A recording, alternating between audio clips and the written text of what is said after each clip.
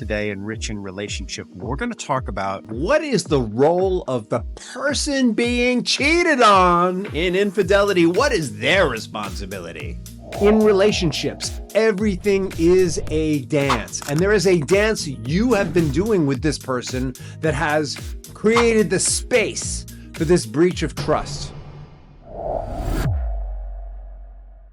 Welcome to another episode of Rich in Relationship, and this is the final episode in Infidelity Unmasked, and the episode title is Recognizing Your Own Patterns, because let's face it, who's going to listen to a series on infidelity? Probably the person who feels they might maybe be being cheated on. All right, in the first 3 episodes, what did we cover? We covered what leads to infidelity. What are the circumstances? What are the drivers? We talked about the mindset of the cheater. But what we pointed out in the last episode, which was all about the mindset of the cheater, is this is not all on them. Yeah, they stepped out. They broke trust. And something was happening in that relationship that enabled, drove, encouraged, triggered that response. And I want to be really clear, listener. I am not saying that if somebody is cheating on you, you made them do it. All right. What I am saying, though, is this is a dance. In relationships, everything is a dance. And there is a dance you have been doing with this person that has created the space for this breach of trust. And if you really want to change it, not only do they have to promise, I'll never do it again, I swear.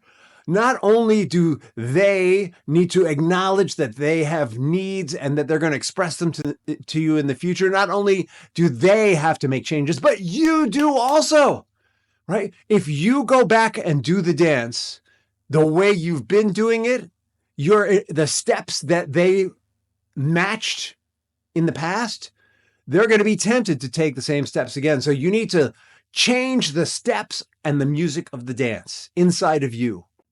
Right? This is huge. I really want you to get, no, we are not God. We don't make things happen. We don't make people do what they do.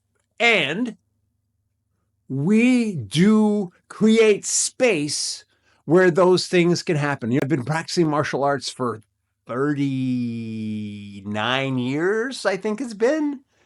And the first lesson my teacher taught me is if you don't want to get punched, don't be there when the punch is thrown, right? This is kind of the same thing. All right, let's go into, I'm going to explain that in depth. That's what this whole episode is about. So we're going to talk about ignoring red flags today. We're going to talk about low self-esteem. We're going to talk about lack of boundaries. We're going to talk about codependency. We're going to talk about overcompensating. We're going to talk about patterns from the past. We're going to talk about denial and avoidance. We're going to talk about overemphasizing romance. We're going to talk about communication breakdown, insecurity and jealousy, personal growth, and awareness coming out of these 10 pieces. So let's start with ignoring the red flags. How do we ignore red flags in our relationship? Well, in the last episode, I gave an example of how in my own relationship, there is a boundary around having dinner with the opposite sex.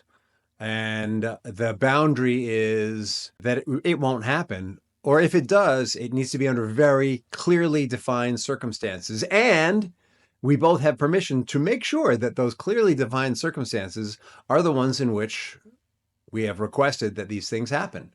So if us were to suddenly start having, if I were suddenly to start having dinner with the opposite sex, or actually, maybe my sexual persuasion has changed. Maybe I've suddenly discovered that I'm interested in the same sex. If I were suddenly to go out to dinner with the same guy every week and again, and the nights got later, all right, and my wife didn't call it out, that would be ignoring a clear warning sign.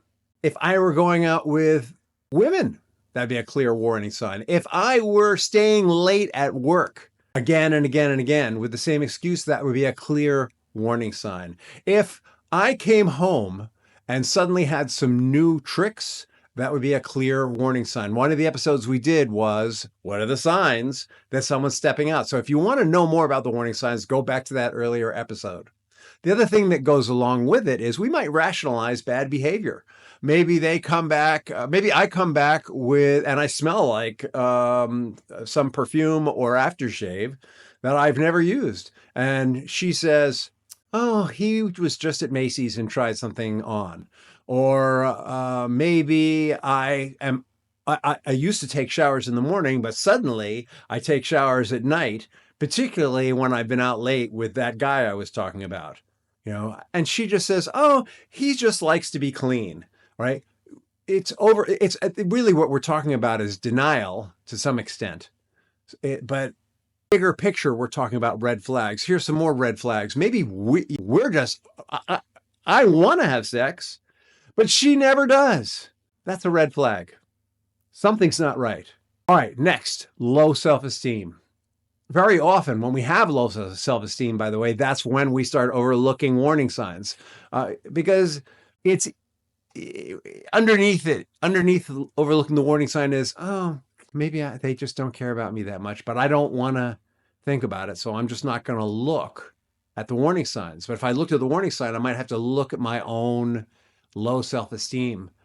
Maybe I am relying on my partner for validation. And what happens is they come back from those late nights out and they just tell me how wonderful I am and how great I am and how beautiful I am. And I just go, oh, thank you so much. And that's why I overlook the red flags, is because they're making me feel good about myself. So it's okay. Maybe I'm settling for less. All right. Maybe because I have low self-esteem, it's okay that we're not doing it right now. We've had a couple of kids. It's all right. Right. Low self-esteem can impact on the part of the person being cheated on, can impact us tremendously. Oh, of course they don't want to spend time with me. Now, by the way, this is not a conscious conversation. All right, a lot of this is happening on an unconscious level. 80% of who we are is unconscious mind. It's our operating system. So these conversations, these little whispers are going on a semi-conscious or even unconscious level. But if we looked, all right, if we let the red flag trigger some internal thinking, some looking at what's going on, then we'd start to become aware of it. And that's why we ignore the red flags. That's why we accept the inauthentic validation. And what that leads to is a lack of boundaries. We become permissive. You go out with whoever, you do whatever you want. I can't control you. It's okay, right? It might come from a fear of conflict. We might not set a boundary because we're afraid of a conflict. It might not even be a conflict with them. A boundary might be the next time that she stays out late, I'm going to demand that we go to couples counseling. That might drive a conflict with them, but it also might drive a conflict with me. Oh my God, you stayed out late again. What am I going to do? Now I've got to live up to what I said. And that's an internal conflict. All right. So conflict isn't always external. It's sometimes internal. Lack of boundaries very typically drives from codependency. Codependency is a kind of a broad term. I don't think it's a psychiatric diagnosis yet. And codependency is at its base the desire or need to validate ourselves through feeling like we're managing or controlling others. And so we might prioritize someone else's needs and well-being over our own, leading to an imbalanced relationship. Or we might be excessively trying to control them and restrict them, and therefore driving them out to a relationship where that's not happening. So in the first case, if we are prioritizing their needs all the time and coddling them and nurturing them, we promote narcissism. We're sacrificing for them all the time. We a focus on them and a sacrificing for ourselves, and that opens the door for, you know what? Rich doesn't mind. He's always there for me. He obviously cares about my needs. Maybe I'll get him met somewhere else. He's rich, it'll be okay. Or on the other end, if we're trying to control them and restrict them too much, that need to break out might occur and lead to an external affair. We may have a fear of being abandoned, and that fear is what's driving these unhealthy behaviors. All right. And fears, as we said in the other episode, very often manifests as like a negative desire. On some level, we're actually sabotaging the relationship. So we get to be right about all of our childhood lessons about how relationships don't work. We get to be right about how nobody really cares. We get to be right about you can't trust anyone or whatever our childhood story is. Out of this milieu of codependency, lack of boundaries, low self-esteem, and ignoring red flags comes overcompensation. We just try too hard to please them, or we try too hard to fix them. We hope that doing that is going to keep them in the relationship. It keeps, maybe on some level, we're afraid that they're cheating. And so we work even harder to keep them close to us. And of course, the better we behave towards them, the more validated they feel in their behavior. And we start to ignore our own needs. Maybe the cheating is leading to them having less sex with us, or maybe they're having a lot of sex with us, but it feels very empty and hollow, and we don't understand why. And we don't say anything about it, though, because we are trying so hard to keep this relationship going, to overcompensate for what's going on. Very often, for us, as the people being cheated on, what we're doing is we're repeating a family dynamic. If you take a look at your family tree, you will see that someone in your family was cheated on repeatedly in your parental lineage or in your grandparents, or you might even see it generationally. It's almost like a generational trauma that needs to be resolved. Richard Schwartz calls it a legacy, I can't remember, dysfunction or something like that. A legacy meaning it's been going on for a while.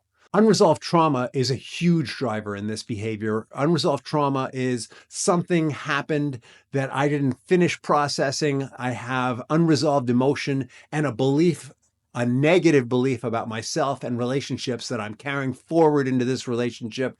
And unresolved trauma in myself, when I don't resolve it, drives dysfunctional behavior, let's call it, behavior that isn't supportive of my commitments, my values in my relationship. And these can be triggers for our partner.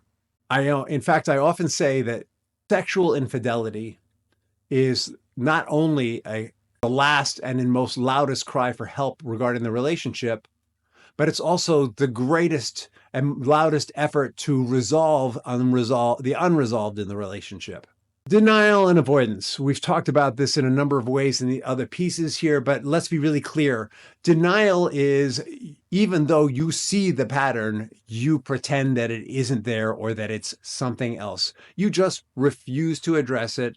You just want to live in your own fantasy about what it is. And sometimes our denial may be supported by their gaslighting, right? If they tend to be a little narcissistic and we see that they're going out with Ethel too much, when we call it out, they'll say, why are you always saying that about Ethel? What's wrong with you? Are you cheating on me? They might gaslight us in that way and bolster our denial about the situation, right? Denial and gaslighting have a very intimate relationship. I get a lot of clients who complain that they're being gaslit, but they don't note their own denial in the process, which is really important. And when we're in denial, when we're ignoring the problems, when we're avoiding the problems, we minimize the hurtful behavior, and it just kind of builds up. And it becomes actually trauma, as it's defined, is either one central event that was so intense that we've encapsulated it and the emotion around it and the thoughts and beliefs that we have around it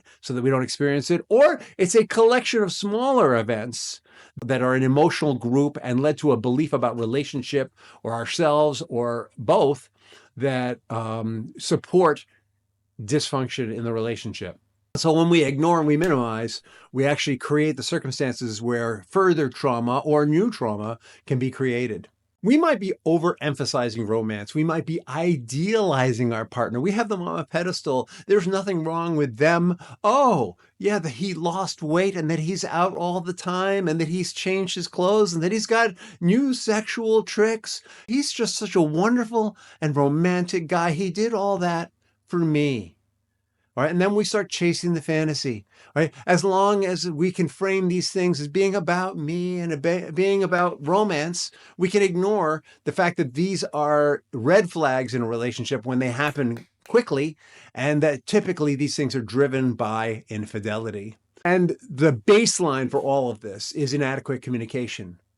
Now, I want to tell you, it's inadequate communication in the relationship, and you need to learn to talk to each other. But honestly, for us, as the people experiencing someone who's committing infidelity in our relationship, the denial, the gaslighting, the romanticization, the patterns from the past, the overcompensating, the codependency, the lack of boundaries, the low self-esteem, ignoring the warning signs, this starts with lack of self-communication.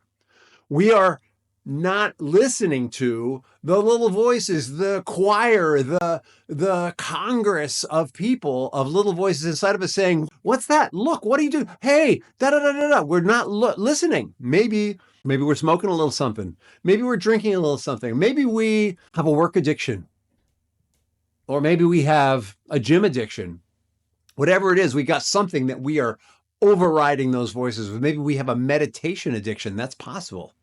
Right? It starts with hearing ourselves, but it continues with expressing ourselves with our partner and listening to them. There's an inadequate communication happening there. And very often when communication does happen, it shows up as blame. It shows up as, you did this and it makes me feel. I feel this way because you are. I am having these feelings that you're putting on me because of the way That is inadequate communication. That's destructive communication, actually. Or you might not be having any communication because you don't want to have that communication. There are tools that we have here at Rich in Relationship for helping people to express their emotions responsibly in a way where they're owning their own feelings and they're identifying the trigger for their partner so that their partner can see the trigger and learn to work with them on it.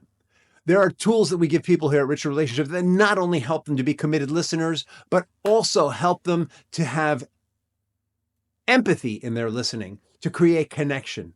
And inadequate communication often expresses insecurity and jealousy. It expresses that low self-esteem.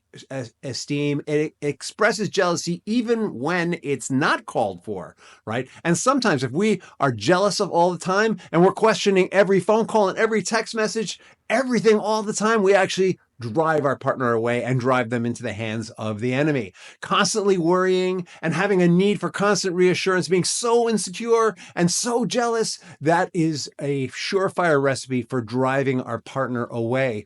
The solution for all of these things is personal growth and self-awareness. We need to build our own self-esteem. We need to establish boundaries. What are the behaviors that we will accept and what are the behaviors that we won't accept? We need to improve communication first with ourselves and then with the other. We need to choose our partners wisely. Sometimes we choose partners who have a history of infidelity and have friends who commit infidelity, and we think, oh, they're going to be different than their father. They're going to be different than their grandfather.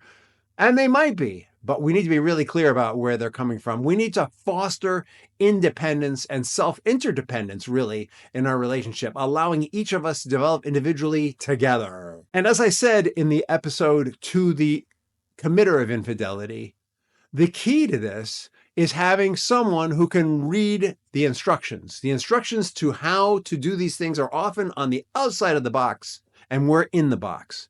If you find yourself a coach or someone to help you with this, it's huge. A mentor, maybe someone who's been there, someone who understands the situation. It's incredibly helpful. And if you want to learn more about this, we have coming up, I'm not sure when this episode is airing, but I'm sure it's before June 6th and June 9th.